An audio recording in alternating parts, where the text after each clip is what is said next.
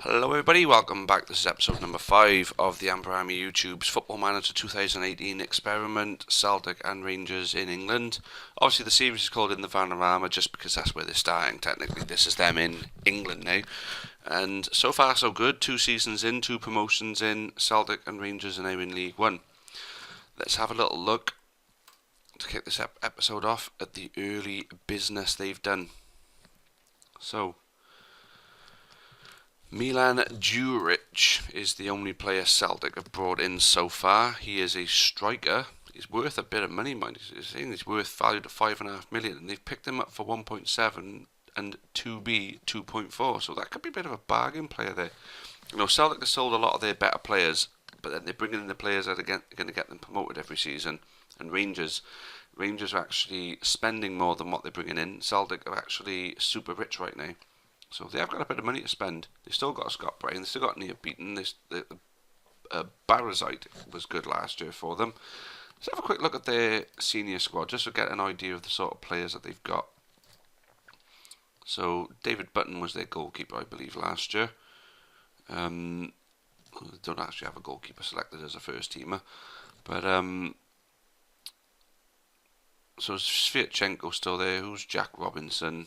He's a youngster. And Kian Bolger is actually a good-looking Irish player. Alex Garcia, Oliver Nitcham, Joe Lolly, Jamie Patterson, Jack. Who's that? Jack. How are we pronouncing that one? Jack. Is it Aitchison or Aitchison? Whatever. Hot prospect player. Yeah, so it must be that. That's the team that they've played in a recent friendly. Joel Campbell could be a bit of a shrewd signing. 11.75 million, can't fault that. So yeah, so I think they've done quite well. Joe Wells is a good player as well. So I think they've done quite well with their business that they've done. And as we know, they're going to be super rich. So let's have a look and see if we can see where he's got the how much their club are worth. Usually it's by year, but it doesn't actually say. But we know just from the players that they've sold that they've got a hell of a lot of money to spend. They're going to need it come the championship stage, I believe. Now, Rangers are secure on their finances. They're not rich. As we said, they've spent more than they brought in. But with a 50,000 capacity stadium, they should be doing all right with their money, unless with it being secure they've spent a bit already. Let's have a little look. And I'm right. So Martin Olsen from Chelsea, Aaron Gunnarsson from Cardiff, Jack Hobbs from Nottingham Forest, Adam Pinter from Gruther Firth, and Danny Hernandez from Tenerife. Now, these foreigners they brought in. So he's a defensive midfielder. Looks pretty decent actually. Now worth 1.1 million, 31 years of age, from Hungary. Danny Hernandez is a 33-year-old Venezuelan goalkeeper. So that's the thing with Rangers; they've been bringing in some of the older players, haven't they? Well, that's a good thing, you know. Experience will be key. 31 years old. The only thing is, though, when they go up the next level, they're going to need to spend the money again to freshen that squad up. But I mean, looking at them, 31, 30. Some of these. Aaron Gunnarsson is 29, so they're getting older players, but they're doing all right with them. Basically, they'll last them for a couple of years. So I think potentially some pretty shrewd signings. Let's have a little look at the sort of squad that they've got right now. So they've got Adam Federici already and Jack Alnwick. I'd imagine Alnwick will be moving on at some point. Danny Simpson, Bruno Alves. I'm not sure if he's not 37 years of age. Can't see him playing much this season. Jack Hobbs, possibly a replacement for him. So they could probably do with another centre back actually. Or Fabio Cardozo, 25, not bad, worth 5 mil. Yeah, a bit of that. Graham Dorrans, Errol Dezine, 32. So a lot of their players, as we know, Ben Watson as well, 33, coming towards the end of their career. Ryan Jack is 27, so he's alright. Maybe could get 1 or 2 more on the striker side. Alfredo is that Morelos, worth 4.3, 23-year-old. So yeah, he's the one who's been scoring some goals for him in the last 2 years. Picked him up for 1 million at the beginning.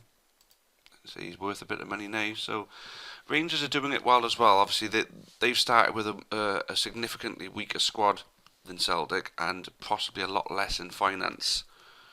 So further business to be done by both. I feel Rangers have got players they could sell to bring a bit of money in. Possibly Rangers could potentially make a profit this summer, because I can see Rangers and Celtic both getting promoted this season. But I just feel that come the Championship, Rangers are going to need some money to spend. So let's hope that they can get the money up. Anyway, here we go. So we're going to kick this Sky Bet League One season off. We're going to see how Celtic and Rangers start and see what final business they do. That will be with you very shortly. But first I did want to touch on the manager side of things. Obviously Brendan Rodgers is still the Celtic manager there. And Chris Powell is the manager of Rangers now. Let's have a little look at this a minute. Alright, so I believe that the Rangers managerial vacancy was already open because of I can't even pronounce his name, the Portuguese guy that was there, or Brazilian, whoever he was. I'd imagine that the vacancy was open for Rangers at the beginning, and Chris Powell is who they brought in. Yep. So there we go.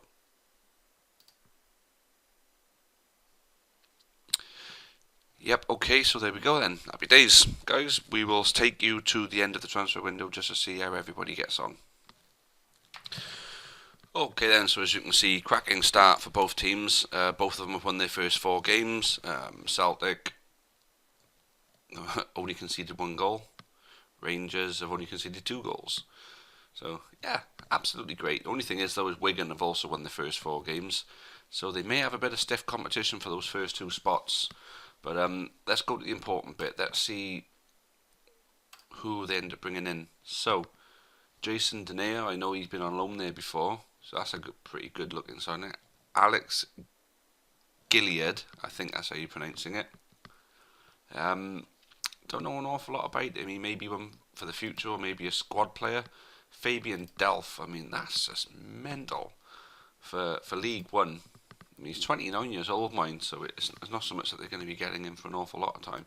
James McCarthy, 28-year-old Irishman, we know who he is. I'm sure he's the one he plays for Crystal Palace now, is it? Or is it? No, the Everton James I'm thinking of James McArthur. Bit of confusion with them too, right? But Bolger's moved on to Norwich, and Joe Loddy's moved on to Blackburn, so they've spent their money here in League One. But I'd imagine they've spent 11, they've recouped 2.3. I think they've still got a fair bit more left in the coffers. So they brought in some players. Celtic have. Rangers, we know, had already brought some in. Finances are now rich. I don't know whether that's because their season ticket money's come in and it's been a lot, or whether they've sold some players on. I did say I have a feeling that some may move on, and I was right. Let's look at who they brought in first, because they brought in 4 players. Mauro Zarate is one of them on a free. Now Rangers have picked up some of their players on a free, so they didn't end up signing anymore for money. But Billy Bowden, I know he plays for, if I'm right, Bristol Rovers. Yes, moved on to Birmingham before that, so he's obviously one with championship experience now. So it'll be a player that will help them get out of this division maybe. Who's he? Eric Matoho, worth 5 million, 29-year-old South African centre back. I did say they were light on centre back, so that's a good signing. Josip Radosevic, defensive midfielder from Croatia, worth 6 mil. That's a capped Croatian playing in League One. Fucking hell. And then Mauro Zarate, he's 32 years old. Could be a very shrewd signing for this division. I mean, looking at it, he's not played any real games for them. Well, I don't know what's going on there. Saying here that he hasn't played any yet. Is he injured or something? I don't know. But now, I did say I got a feeling Rangers may end up making a little bit more money than what they actually spend. And looking at this now, that seems as though I was right.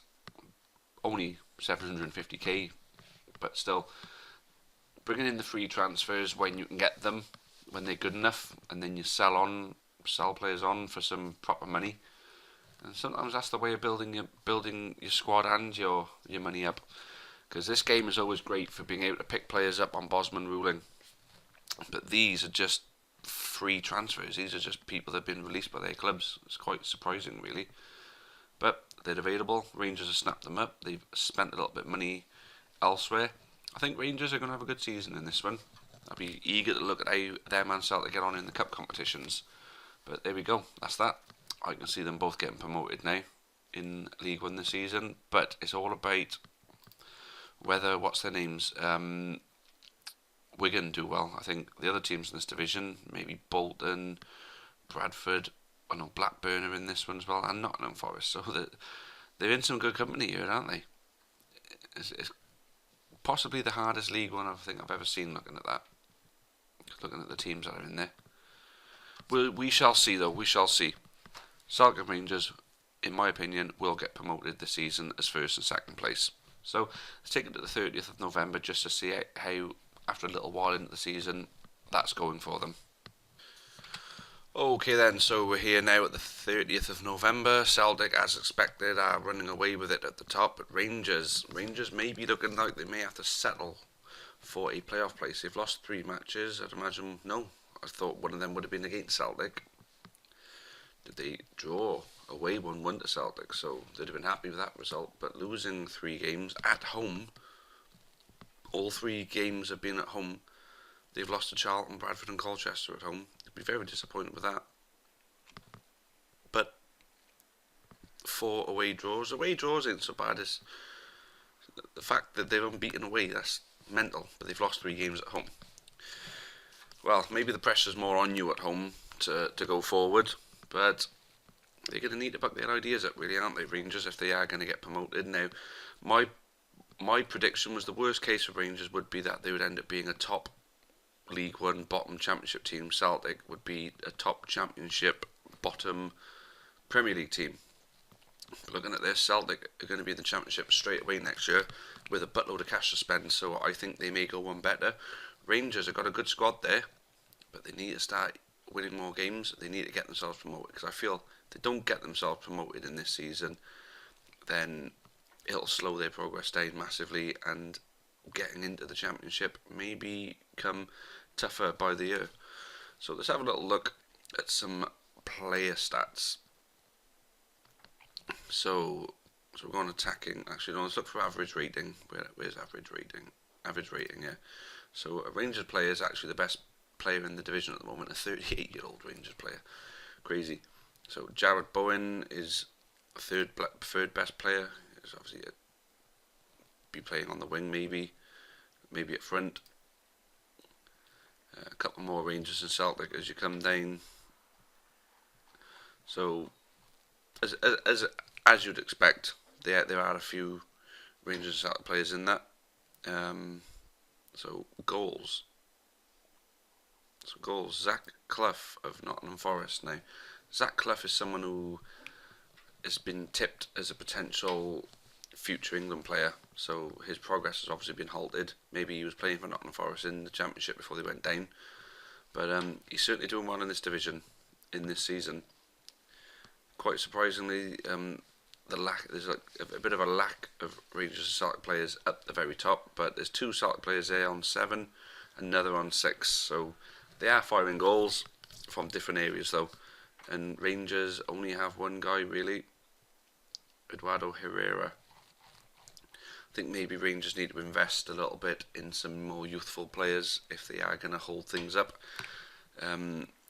Keep things up if they're going to keep their progress up, I mean.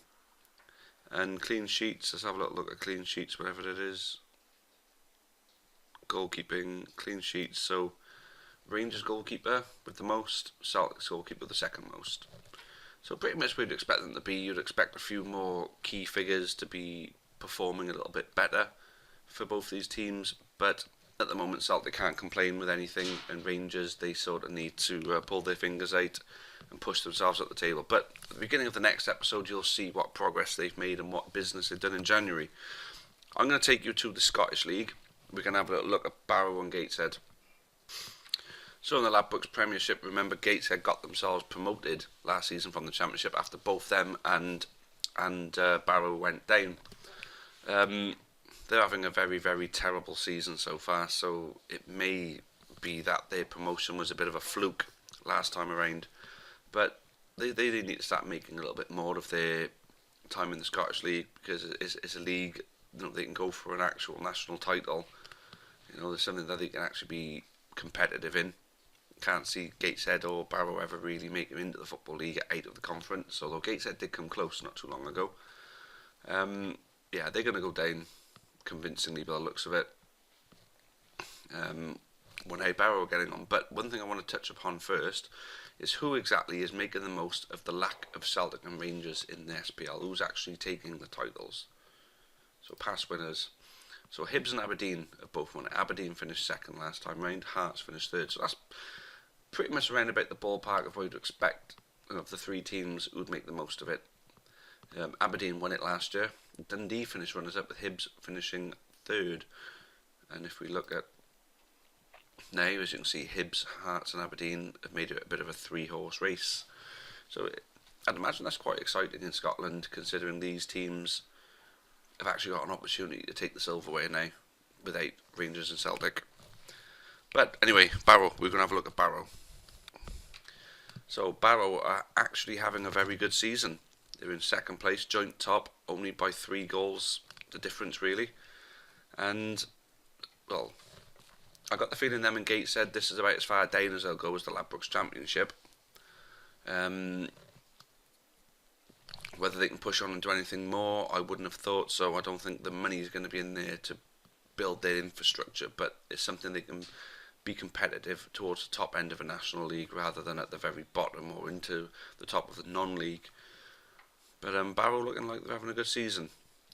But then this pretty much shows the golfing class between the English League and the Scottish League, really. If two sort of midway teams of the National League can go into the Scottish League and do as well as they've done. I know it's a computer game, but it's a very, very accurate simulation.